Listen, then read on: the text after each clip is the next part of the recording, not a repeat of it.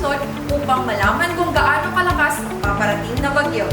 Signal number 1, ang hangin ay umaabot sa 39 to 61 kilometers per hour.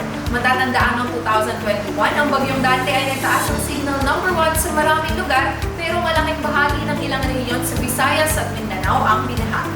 Signal number 2, ang hangin ay nasa 62 to 88 kilometers per hour.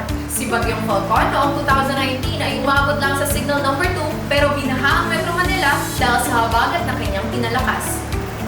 Signal number 3, ang hangin ay nasa 89 to 117 kilometers per hour. Noong 2020, nagtaas ang signal number 3 sa ilang lugar sa Luzon dahil sa Bagyong Pepito at kinailangan i-evacuate ng maraming residente. Signal number 4, ang hangin ay nasa 180 to 184 kilometers per hour. Si Bagyong Rolly noong 2020 ang isa sa pinakamalakas na bagyong tumama sa Pilipinas. Nagtaas ang signal number 4 sa Bicol Region at nagdulot ng malawakang pinsala sa pangkabuhayan. Signal number 5, ang hangin ay lagpas na sa 185 kilometers per hour. Ito na ang pinakamatinding babala.